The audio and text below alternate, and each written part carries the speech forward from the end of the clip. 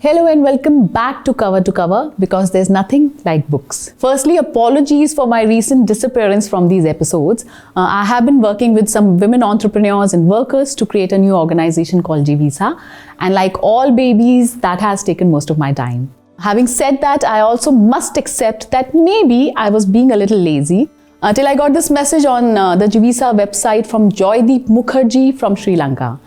He complimented us on our products and also mentioned Cover and questioned why I was not doing new episodes. So thank you, Joydeep, for this wake-up call. Our Cover review today is on The Biology of Belief, Unleashing the Power of Consciousness, Matters and Miracles by Bruce Lipton. I know our belief system gives direction to our lives. I discuss the psychology of belief often with friends, but through this book, I wanted to understand the biology behind it. About the author first, Bruce Lipton is a PhD in developmental biology from University of Virginia. He has done extensive research on stem cell science and genes and speaks about the role of new biology. And here is the important part. And debates through his books on how it is not our genes but our beliefs that control our lives. The book for a large part is very technical, the cells, the membrane, how it functions, etc. What caught my attention, however, was how the entire book directs us to one thing, our beliefs. Before we get into the book, it is important to understand the word belief itself. Quick research on Google will give you this definition. Belief is an acceptance that something exists or is true, especially one without proof. It is trust, faith, or confidence in someone or something. Simply put, it is not necessarily a fact. It is what our mind makes us feel real. As always, I have picked lines that hit me and further cemented my own beliefs the most. Here they go. 1. He died with cancer, but not of cancer. Lipton extensively talks about how what we believe in start to alter our biology. There are experiments he has quoted and explained to prove this point. This line comes in chapter 5, where he has quoted an example of a person who was consumed by the fact that he had cancer and died. When an autopsy was conducted later, it was found that though he had cancer, it was too weak to kill him. What really killed him was the lack of hope left for himself. I personally know these two brothers, born to a father who claimed to know the science of Janampatris. Now, disclaimer here, I am a non-believer and do not believe in numerology or astrology. This father, from the time the boys were very young, predicted that the elder boy would grow up and have Raj Yog, the luck of a king, and the younger brother would always struggle. Lo and behold, that's exactly how the boys behaved. I saw this younger brother constantly struggling, underconfident and unsure of himself, while the older one, almost brash about the confidence, continues to live like a king because he believes that that's in his destiny.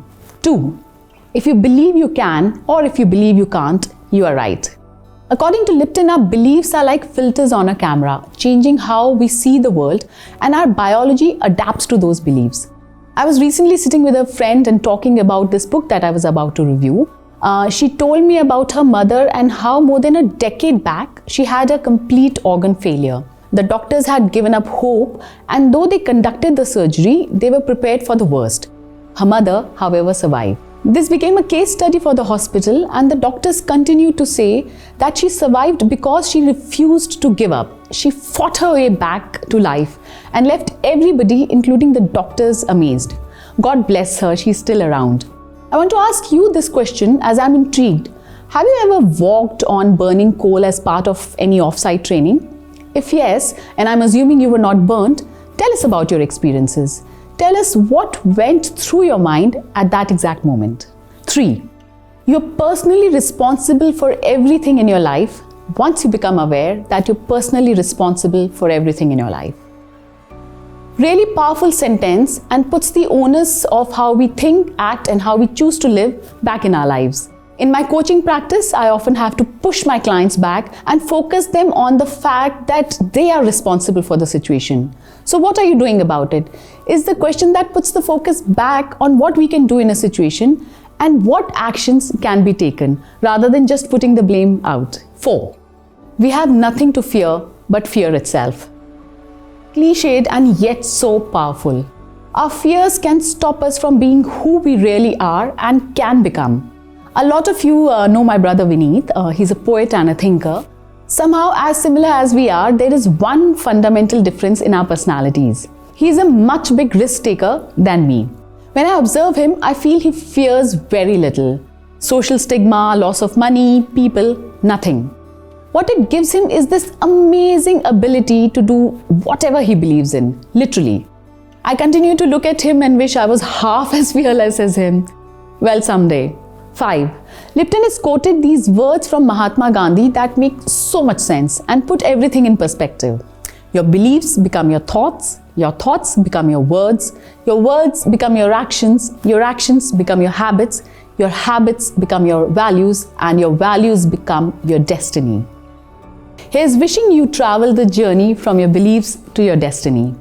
I've realized that all of us that review books review them from our personal lens. My lens usually picks up life and philosophy and how we may be able to apply knowledge in these books to improve ourselves and the world around us, eventually being happier and more authentic and more kind and loving.